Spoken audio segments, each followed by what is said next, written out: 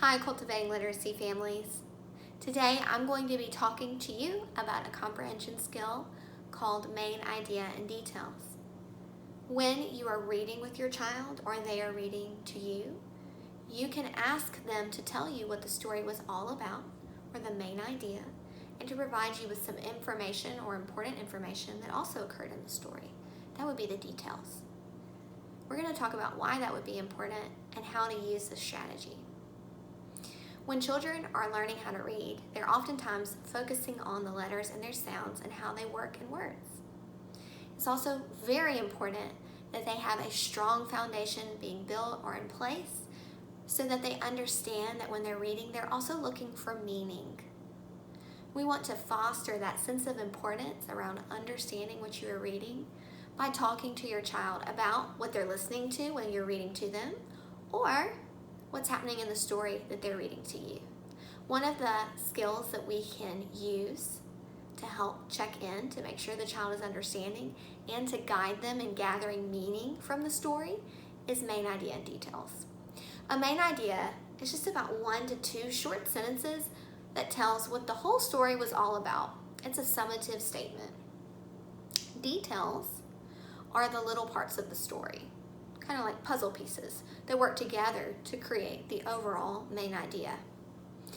The story, Pete the Cat and the Missing Cupcakes, is all about a cat who has baked some cupcakes with a friend and they start to go missing one by one. Pete goes on a journey to find who has taken his cupcakes, and finally, as he asks each of his friends, they go and find who took the cupcakes, and they end up having a cupcake party in the end. It's a great story that you should check out. We're going to use this story as a reference when we talk about main idea and details. After your child has read to you or you have read to them, you can ask them what the main idea of the story was all about. That's a way to check in to make sure that they understood the overall idea in the story. When you're doing that, you want to guide your child in forming the main idea if they haven't done it before. It can be a brand new concept that they might not be comfortable with or familiar with. So when guiding your child to create the main idea, you can use several things to help. Point out the title. What was the story called?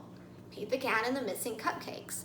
Well, we know that throughout the story we see Pete the Cat because if I open up this book, you can use the pictures to help you as you're guiding them in making the main idea. We see Pete the Cat. So you're using the pictures here. Now you might ask your child, well, what's happening with Pete the Cat throughout the entire story? He's looking for cupcakes. That's right. So the main idea of the story might be that Pete the Cat has some cupcakes that are missing and he's looking to find who took them. So we can say that a little more concisely by saying Pete the Cat is looking for his missing cupcakes. Take a look at what's behind me. This is a circle map. I'm going to write the main idea of the story inside the circle map. Then I'm going to be writing some details around it. This is a good tool to use when helping your child see the main idea is central and the details are around it supporting the main idea. I'm going to write the main idea here. Pete is looking for his missing cupcakes. That's our main idea. Now let's talk about the details. Details are the smaller parts of the story that support the main idea, that provide enough information to where you can see this throughout most of the story. So let's take a look at some of the important details in the story, where these are the small pieces. Okay, let's get started with one of the first things that we saw in our story, and that was that one of the first clues that Pete and his friend found were sprinkles on the ground. And they asked Squirrel if it was him, and he said no. So you might ask your child, what happened on this page? And they could say, they found sprinkles. That is clue number 1. That's right, clue number 1, they found sprinkles, is an important detail in the story because, as you'll see in a moment, there are more clues throughout the story. So identifying the first clue as the first detail would be an important detail. We're going to write that detail right here on the line. They found sprinkles. Let's go ahead and find another detail in the story. So after they found sprinkles, what was the next clue they found? You can use questions to help guide your child in telling you the next clue or detail. Remind them that these clues are small parts of the story, but they're telling us that Pete is looking for missing cupcakes. Oh, next, what did they find? And your child might say they found tracks. That would be our next detail. They found tracks. Instead of writing the words, if your child is just getting started in their journey with writing and reading, you can also have them draw pictures, or you can assist them. So I'm going to draw the little tracks. You would continue this exercise by using the book and talking together about the events or details that happened in the story and how they're helping Pete look for his missing cupcakes.